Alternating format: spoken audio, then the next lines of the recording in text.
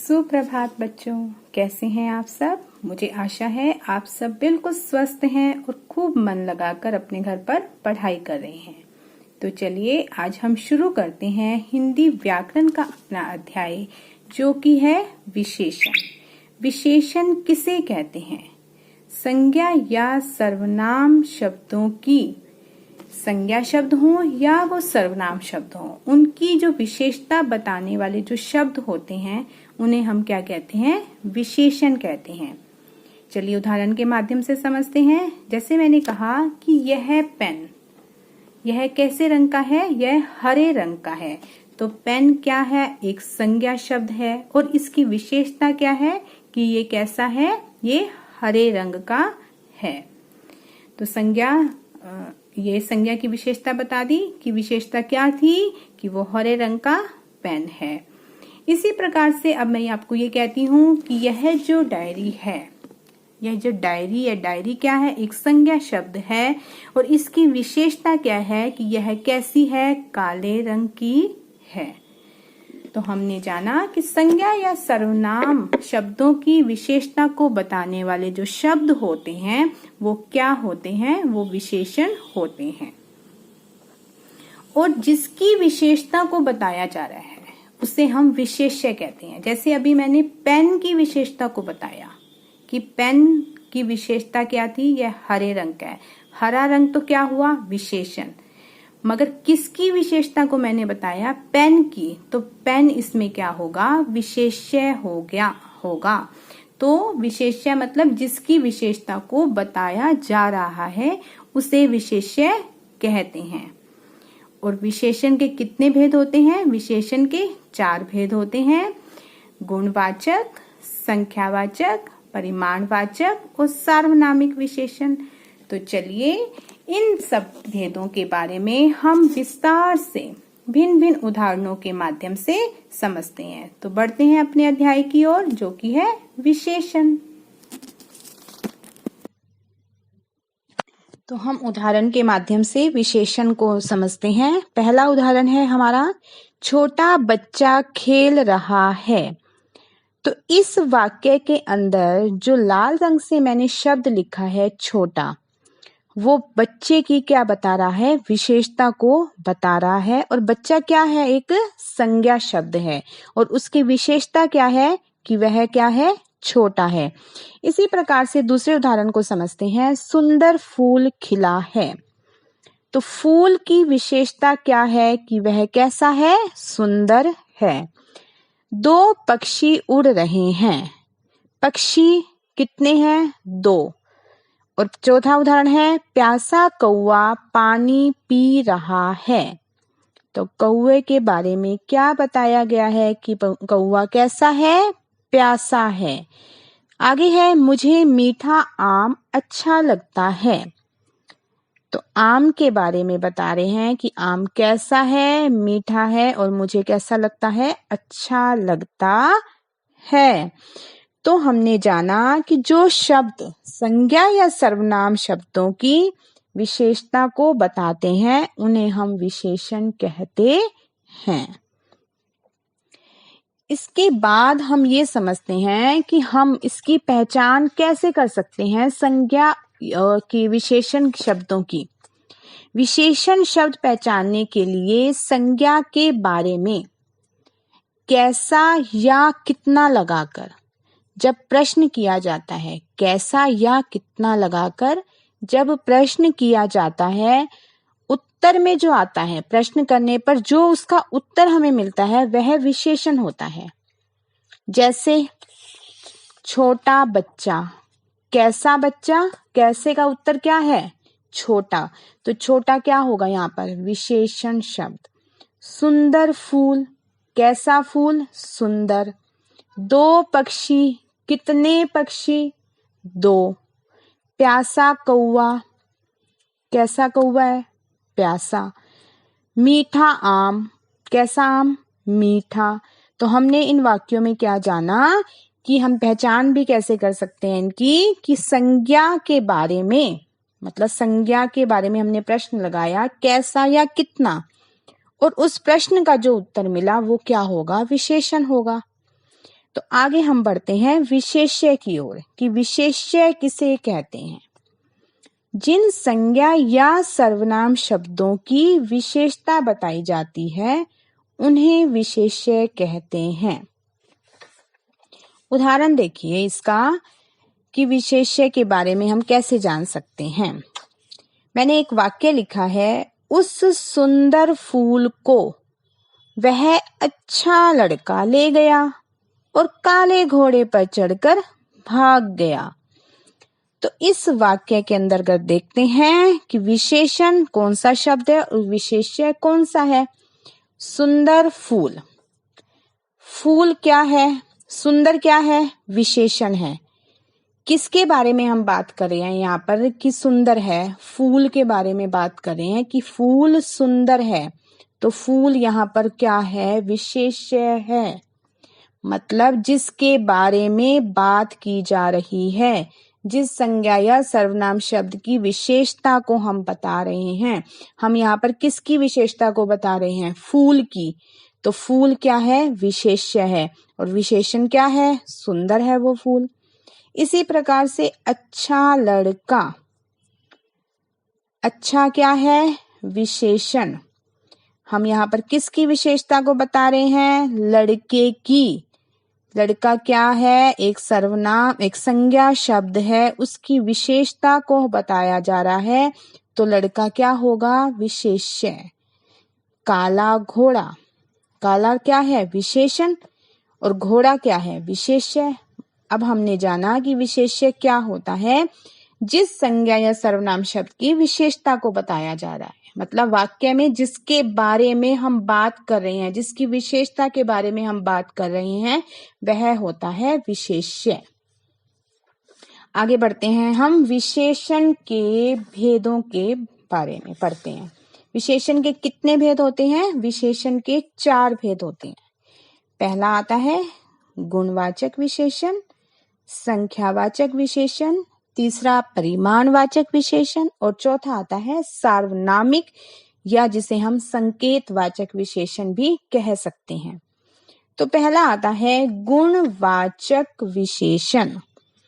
गुणवाचक विशेषण की क्या परिभाषा होगी, जो शब्द संज्ञा या सर्वनाम के, संज्ञा के या फिर सर्वनाम के गुण के बारे में, उसके दोष के बारे में, रंग या आकार आदि के बारे में हमें बताते हैं, आदि का बोध कराते हैं, उन्हें हम क्या कहते हैं, गुणवाचक विशेषण कहते हैं।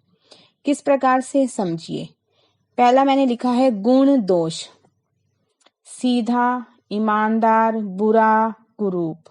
कुरूप रंग रूप के अंतर्गत आ जाता है, ठीक है। सीधा लड़का है, वह लड़का बहुत सीधा है। तो लड़के की यहाँ पर क्या विशेषता है कि वह सीधा है। वह बहुत ईमानदार है, राम बहुत ईमानदार है। तो ईमानदार क्या है, उसकी, लड़के की या राम की विशेषता को बता रहे हैं। राम एक संज्ञा शब्द है और उसकी विशेषता क्या है कि वह ईमानदार है। इसी प्रकार से भाव, भाव में क्या आ जाते हैं शब्द, वीर, क्रोधी, दयालु। मोहन बहुत दयालु है। मोहन एक संज्ञा शब्द है, व्यक्तिवाचक संज्ञा है, और उस संज्ञा की विशेषता क्या है कि वह दयालु है, ठीक है। इसी प्रकार से रूप, रंग, रूप, कुरूप, वह बहुत ही कुरूप है, वह देखने में बहुत कुरूप है। तो वह तो क्या है, एक सर्वनाम शब्द है, और उसके बारे में हम क्या बता रहे हैं, उसके रंग रूप के बारे में हम क्या बात कर रहे हैं कि वह कुरूप है। इसी प्रकार से वह कमीज लाल रंग की है, वह कमीज लाल रंग की है, वह तो सर्वनाम शब्द है। कमीज एक संज्ञा शब्द है और इसके बारे में हम क्या बता रहे हैं कि लाल रंग की है। कमीज की क्या बात हो रही है कि कमीज कैसी है, लाल है। इसी प्रकार से आगे देखिए, दशा या अवस्था। दशा के अंतर्गत कौन से शब्द आ जाते हैं, युवा, बूढ़ा, पतला, कमजोर। आकार के अंतर्गत आते हैं बड़ा, छोटा, गोल, चौड़ा, पतला। यह मेज गोल है, तो मेज के बारे में हमने बात की कि मेज कैसी है, गोल है, ठीक है। इसी तरह से स्थान, स्थान में आता है बाहरी हो गया, भीतरी हो गया, शहरी हो गया, ग्रामीण हो गया, प्राचीन हो गया, या फिर हम स्थान के बारे में बाहर देश या विदेश किसी शब्द को प्रयोग कर सकते हैं, जापानी है, चीनी है। तो ये जैसे शब्द होंगे वो क्या होंगे, गुणवाचक विशेषण के अंतर्गत आएंगे। इसी तरह से समय के बारे में जब बोध हो रहा हो, दोपहरी का समय है, वर्तमान है, पुराना है, नया है, और भूतकाल है, भविष्यत काल है, ये समय के अंतर्गत आएंगे। स्वाद, खट्टा, मीठा, नमकीन, जैसे हमने पहले उदाहरण में भी समझा था, आम बहुत मीठा है, मुझे मीठे आम पसंद है, तो मीठा क्या होगी, आम की विशेषता होगी। तो ये सब जो शब्द हैं ये किसके अंतर्गत आएंगे, गुणवाचक विशेषण के अंतर्गत आएंगे। आगे हम समझते हैं संख्यावाचक विशेषण। संख्यावाचक, जो विशेषण संज्ञा या सर्वनाम की संख्या संबंधी विशेषता को बताते हैं। संज्ञा या सर्वनाम की संख्या संबंधी विशेषता को बताते हैं, वे होते हैं संख्यावाचक विशेषण। इसके अंतर्गत भी उदाहरण के माध्यम से भी हम समझेंगे। संख्यावाचक विशेषण के भी आगे दो भेद हो जाते हैं, एक निश्चित संख्यावाचक, एक अनिश्चित। निश्चित मतलब जहां हमें संख्या का बारे में पता हो कि कितनी है, 1 है, 2 है, 3 है, 4 है। अनिश्चित में जहां हमें पता नहीं, कुछ कपड़े, कुछ लड़के, कई लड़के, कुछ कई, इस तरह के जहां शब्द प्रयोग होते हैं वो अनिश्चित के लिए होते हैं, क्योंकि हमें वहां निश्चित संख्या ही नहीं पता कितने हैं। कुछ में कितने भी हो सकते हैं, 4 भी हो सकते हैं, 10 भी हो सकते हैं। तो निश्चित संख्यावाचक और अनिश्चित संख्यावाचक विशेषण। जैसे पहला उदाहरण मैंने लिखा है, एक लड़का भाग रहा है। यहाँ पर लड़का क्या है, संज्ञा है, और उसके बारे में हम क्या बता रहे हैं कि एक लड़का है। संख्या हमें पता है लड़के की कितनी है, 1 है, मतलब ये निश्चित संख्यावाचक विशेषण है। इसी प्रकार से 2 बच्चे खेल रहे हैं। बच्चे संख्या क्या है, संज्ञा है, और इसके बारे में हमें कितना क्या बताया जा रहा है कि कितने लड़के खेल रहे हैं, 2। देखो यहाँ पर भी हमने संज्ञा के बारे में प्रश्न लगाया, कितने बच्चे, 2, कितने लड़के, 1। तो कितने का उत्तर हमें 1 और 2 में मिला, तो ये 1 और 2 क्या है, विशेषण है उसकी। कुछ बच्चे खेल रहे हैं, बच्चे संज्ञा है, और कुछ है मतलब अनिश्चित है। अनिश्चित है मतलब कुछ में तो कितने भी आ सकते हैं, हमें संख्या के बारे में पता ही नहीं है। तो हमने यहाँ देखा भी कि जब हम संज्ञा के बारे में कैसा या कितना का प्रश्न लगाने पर उत्तर को प्राप्त करते हैं तो वह क्या होता है, विशेषण होता है। इसके बाद समझते हैं परिमाणवाचक विशेषण। जिन शब्दों से किसी वस्तु के नाप तोल के बारे में जब हमें पता चलता है, जो शब्द संज्ञा शब्दों का माप तोल बताते हैं, उन्हें हम परिमाणवाचक विशेषण कहते हैं, जिनको हम माप सकते हैं, तोल सकते हैं। इसके भी 2 भेद होते हैं, निश्चित और अनिश्चित। निश्चित में आपको समझ आ गया है, जहां हमें पता हो निश्चित चीज का और जहां ना पता हो। तो यहाँ पर कैसे आएगा, अनिश्चित में थोड़ा, ठीक है, थोड़ा नमक देना, थोड़ा सा नमक देना, मतलब नाप तोल की चीज है, ये संख्या नहीं है, ये कोई हम उसको गिन नहीं सकते हैं, नमक को तोल सकते हैं। 5 लीटर तेल देना, तो आपने जाना मुझे 3 मीटर कपड़ा चाहिए, तो यहाँ पर 3 मीटर निश्चित है यहाँ पर, तो हम उसको तोल रहे हैं, नाप रहे हैं। तो यहाँ पर हमें ये पता है कि कपड़ा कितना चाहिए, 3 मीटर। तो निश्चित क्या है, ये परिमाणवाचक का उदाहरण। 5 लीटर तेल देना, तो यहाँ भी निश्चित हमें पता है कितने लीटर चाहिए तेल, 5। थोड़ा नमक देना, नमक कितना चाहिए, थोड़ा चाहिए, थोड़ा है, कितना थोड़ा ये नहीं बताया, बस थोड़ा चाहिए, निश्चित नहीं है, मतलब अनिश्चित परिमाणवाचक है। तो इन चीजों को, कपड़े को हम गिन नहीं सकते, तेल को हम गिन नहीं सकते, नमक को गिन नहीं सकते, ये क्या है, माप तोल की चीजें हैं, वस्तु हैं, तो ये क्या है, परिमाणवाचक विशेषण है। इसी प्रकार से आगे आता है सार्वनामिक विशेषण, या फिर इसे हम संकेतवाचक विशेषण भी कह सकते हैं। जो सर्वनाम शब्द जो संज्ञा से पहले लगकर उसकी विशेषता को बता देते हैं वो क्या होते हैं? सार्वनामिक विशेषण। सर्वनाम शब्द क्या होते हैं आप सबको पता है, जो शब्द संज्ञा के स्थान पर लगते हैं, जैसे यह, वह, कोई आदि, वे सर्वनाम होते हैं। जैसे मैंने कहा मोहन खेल रहा है, मोहन खेलने के बाद बाजार जा रहा है। मोहन की जगह मैं कह दूं वह खेल रहा है और उसके बाद वह बाजार जाएगा। तो मैंने मोहन की जगह वह शब्द का प्रयोग किया है, तो वह क्या है? सर्वनाम शब्द है। और सार्वनामिक क्या होगा? जब सर्वनाम शब्द है संज्ञा के पहले आते हैं। वह लड़का बहुत अच्छा है।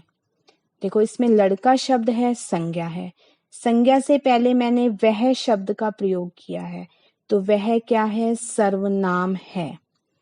तो जब सर्वनाम शब्द संज्ञा के पहले आते हैं, उस संज्ञा की ओर ही संकेत कर रहे हैं, मतलब वह लड़का, तो संज्ञा की ओर ही संकेत हो रहा है, लड़के की ओर ही संकेत किया जा रहा है, तो ये होते हैं सार्वनामिक विशेषण।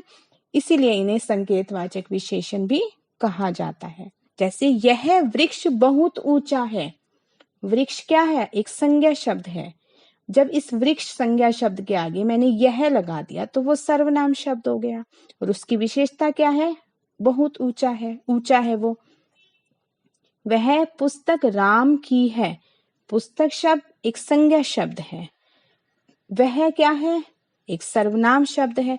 तो संज्ञा से पहले लगा वह, तो वह सर्वनाम और पुस्तक संज्ञा। मतलब हमने अभी परिभाषा में जाना, जब सर्वनाम शब्द संज्ञा के पहले आते हैं, सर्वनाम शब्द संज्ञा से पहले लग जाते हैं और उसकी विशेषता को बता रहे हैं। हमने सर्वनामिक विशेषण तक समझा। आगे इसकी अवस्थाएं होती हैं विशेषण की, वो जानना भी बहुत जरूरी है। उसके बारे में भी हमें ज्ञान होना चाहिए कि विशेषताएं क्या अवस्थाएं हैं। ये विशेषण की 3 अवस्थाएं होती हैं: मूल अवस्था, उत्तर अवस्था, उत्तम अवस्था। मूल अवस्था, इसमें विशेषण शब्दों का सामान्य प्रयोग होता है। यहाँ पर क्या होता है? किसी के साथ तुलना नहीं करते, सामान्य प्रयोग हो रहा है, मूल अवस्था है। जैसे राम एक वीर बालक है, सीता एक सुंदर कन्या है। यहाँ पर किसी के साथ तुलना नहीं की गई है इनकी, मतलब सामान्य क्या है? शब्दों का प्रयोग हो रहा है। मगर उत्तर अवस्था होती है, उसमें क्या होता है? 2 व्यक्तियों या वस्तुओं की तुलना की जाती है और किसी एक की न्यूनता या अधिकता को बताया जाता है। मतलब एक के बारे में बताया जाता है कि वो उससे कम है और एक के बारे में ये बताया जाता है कि वो उससे अधिक है। कैसे? जैसे राम है वो श्याम से अधिक चतुर है। तो यहाँ पर राम और श्याम विशेष क्या हो रही है? तुलना हो रही है। राम क्या है? श्याम से अधिक चतुर है और सीता सीमा से अधिक सुंदर है। तो हमने यहाँ क्या देखा? 2 व्यक्तियों की तुलना की जा रही है। उसी प्रकार से उत्तम अवस्था में क्या होता है? इसमें 2 से अधिक की तुलना की जाती है। 2 से अधिक की। उत्तर में क्या है? 2 की तुलना की जाती है, उत्तम में 2 से अधिक की तुलना की जाती है। और उसमें क्या होता है? एक को सभी व्यक्तियों या वस्तुओं से अधिक या कम बताया जाता है। जैसे राम सबसे वीर है, तो 2 के बारे में यहाँ ये नहीं हो रही कि राम मोहन से अधिक वीर है, राम सबसे वीर है। सीता कक्षा में सबसे सुंदर है, मतलब 2 से अधिक के बारे में बात की जा रही है, अधिक से तुलना की जाती है, वो होती है उत्तम अवस्था। तो मुझे उम्मीद है आपको विशेषण का जो आपका विषय है, अध्याय है, बहुत ही अच्छे से समझ में आ गया होगा। इसका अभ्यास अवश्य करें। तो जल्द ही मिलेंगे अपनी कक्षा में एक नए अध्याय के साथ। तब तक के लिए नमस्कार।